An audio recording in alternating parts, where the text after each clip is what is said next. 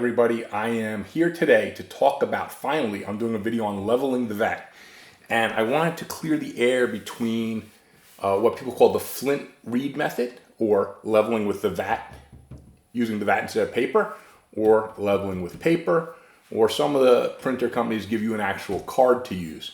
So this is going to be a quick video, but I want to talk for a minute about leveling. Leveling is so important. We know this, a lot of us came from FDM, so we know how important leveling is in FDM, and it's the same in resin. And if people are just going straight to resin, leveling is so critical to do right. It's easy to do, but it's also easy to do wrong.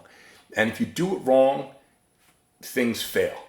And a lot of posts I see these days on Facebook, a lot of people's stuff isn't sticking to their build plate.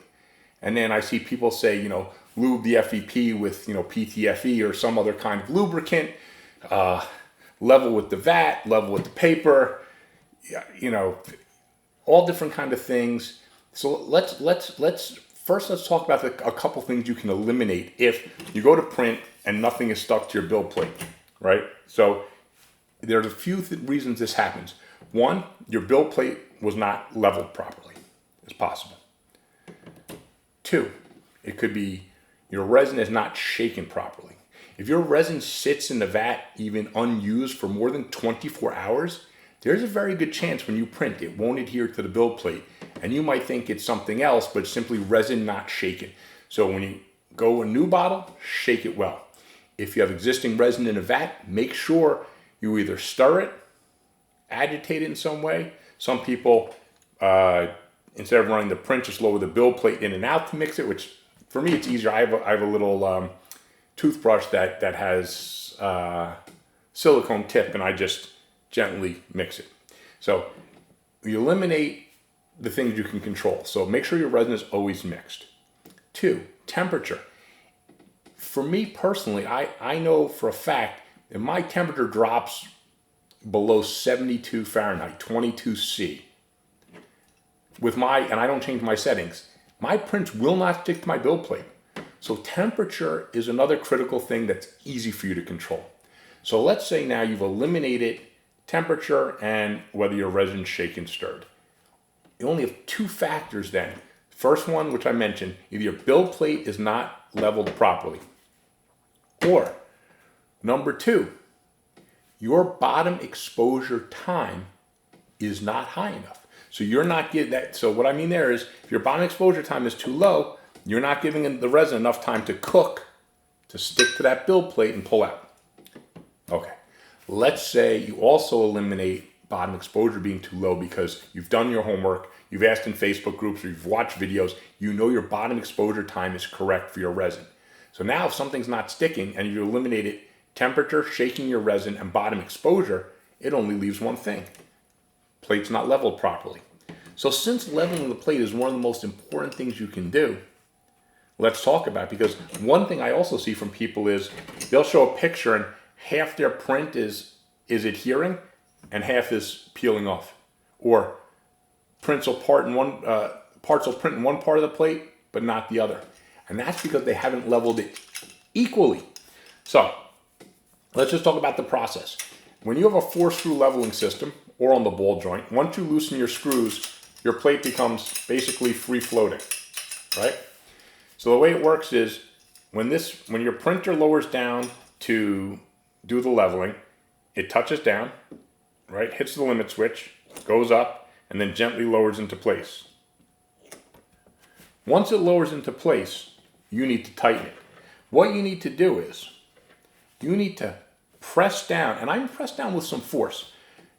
Now, don't lean on your build plate with two hands and all your weight and crack your screen and then tell me, Greg, you idiot, you told me to press down hard. Okay, use common sense. By press down hard, I mean press down so if you go to pull the paper, you can't pull it. It won't move. Press it like that so you can't move the paper. Then what I do is I tighten one screw just so I feel resistance. I go the opposite corner, tighten that screw just so I can meet a little resistance. Then come back to this side and I tighten the screw till it meets resistance. And then the fourth one, I tighten till it meets resistance. Once I do that, and I'm still holding it very tightly down so it can't move, because when you go to tighten the screws, it can pull the plate up. And I think this is what gets a lot of people. Then I just tighten them all, again, never letting my pressure off the plate. I just tighten them all, fairly tight. Don't be looking to strip the screws or anything, right? And you can see the plate's trying to move, but I won't let it because of my downward pressure. This happens to be a flimsier build plate from a company I won't mention. So that's why I have it just loose floating around, because I won't use it. But anyway, then when I've tightened everything, once you tighten it, pull that paper. You shouldn't be able to pull it. If from any side you can pull it, it means that corner, when you're tightening, got pulled up a little bit, a little off balance. You don't want that. And I think a lot of the errors I see from people posting pictures on Facebook is they do the first part fine. They're not pressing down hard enough, or maybe they're not quite pressing down equally when they go to tighten the screws, or maybe they tighten all one side first and it puts too much pressure and pulls the build plate a little bit. So it's important. And look, and this has happened to me. When I'm done, I go to pull the paper. It can move. Okay.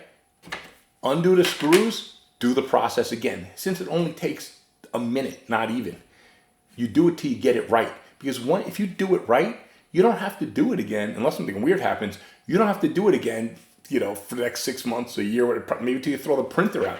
I mean, I think on most of my printers, I don't know that I've ever re-leveled. I think on one, I got a fail or two, and I figured either I hadn't done it properly or maybe it had moved somehow, so I re-leveled. But basically on all my printers, once I level, I'm done. Okay, now let's talk about something. Now let's go into a little bit more of the controversy. I'm talking about Flint Read. So when people talk about the Flint Read method of leveling, they're not talking about Flint like Flint and Tinder and reed like a reed in a musical instrument. It's Flint Read is a person. And he's a guy who made a video sometime last year saying, screw this paper stuff, I'm going to level right in the vat. Like, why not? And leveling in the vat works. Okay? And it makes sense. If you level the plate in the vat, it should be the right height because it's just level on the FEP. The FEP pressed into the LCD screen. Now, I've seen some people say that leveling in the vat is the only way to make it work, and let's talk about that. That's nonsense, okay? I have leveled over 20 printers using just a sheet of paper like this, and every single one of them prints with no adhesion problems. So if someone says you can only level in the vat to get good results, it's blatantly wrong. Okay, it makes no sense at all. There's a reason every single manufacturer that I know of, and maybe some of you in the comments tell me if you get a printer from a manufacturer that says use the vat, every single manufacturer says use a sheet of paper. And a lot of them these days give you a sheet of paper or even almost a little piece of like cardstock to use. So let's talk about that. And I do not recommend the Flint Read method. I do not recommend leveling with the vat. And let me tell you why. Because you heard me say that it works. And it works quite well. But here's the caveat. If you level in the vat, first of all, it's harder to get to the screws for me because you have to do it this way, and that means you can't turn them fast, but whatever.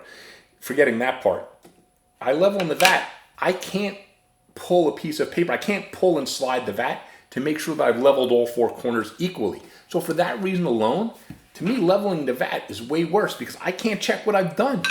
When I do with the paper, if my corner's up, I'll know, right? So leveling with the vat does work. But you can't use the checks and balances, which is pulling on the paper, that you can use with the paper. Now, let's just talk in theory about paper versus vat. Why would someone say the vat's the best way to do it? I honestly don't know why. The average FEP sheet in thickness is 0.1 millimeter up to some of the NFEP is a little thicker. It can be 0.125. So we've got 0.1 to 0.125 thickness of this sheet. Paper is actually thinner than your FEP in general. Paper that most people would get a hold of for copy paper, printer paper, which is what I use, is usually anywhere from what I can gather from 0.07 up to 0.1. So the paper is actually a little thinner than the FEP. So when you level tight to the paper, you're leveling very tight to the FEP. So paper is recommended by every manufacturer, and I believe this is why. It's a little thinner than your FEP, so it gets you nice into, you get down tight to the paper, you're perfectly nice and tight to the FEP. Now, if you say to me, wait a second, if I'm that tight, aren't I smushing the FEP? Yes, you are. The FEP is more flexible than the paper. So you can smush down into the FEP. That's actually fine. In fact, that's what you want. That's why companies are recommending you to use paper that's actually a little thinner than their FEP. Because if you're tight to the paper, you're definitely nice and tight to that FEP. And that's what you need for the good adhesion. You want only the very thinnest layer of resin between the plate and the FEP. You want it baked onto your build plate, nice and solid. And when that pulls up, boom, you're good to go. So, to settle once and for all, and I'm not trying to be, someone accused me once of sounding arrogant, and then someone else said just because he's from New York. I'm not trying to be arrogant. I'm actually quite humble. I know there's a lot I still don't know. This is still a new hobby and industry for all of us, and I'm learning as I go, and I'm just trying to share what I learn. But when I know something is right, I'm going to confidently say that it's right. So I will confidently say there is no reason to level in your vat. And in fact, one of the things I didn't talk about before, I'll bring up now. The other, to me, bad thing about leveling the vat is if you make some kind of mistake or error or do something wrong, you're more likely, you're not going to damage the piece of paper, but you can damage your FEP. So why even take that chance?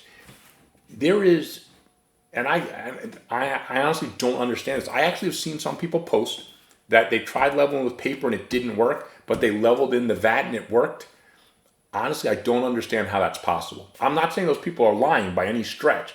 I just don't comprehend the physics of how you could level in the vat and it would work, but you can't use paper to get the same result. And again, every single manufacturer that I know of recommends using paper. I have never gotten instructions on leveling from any company I've ever dealt with that said level using the vat. So that's it for the video. I just wanted to go over leveling in the vat versus leveling with paper, and also the correct way to level. It's really easy to do right. Just make sure when you press down, you can't move the paper. When you finish tightening those screws, you still can't move the paper, okay? If you can, don't be lazy. Just undo the screws, do it again till you have it right.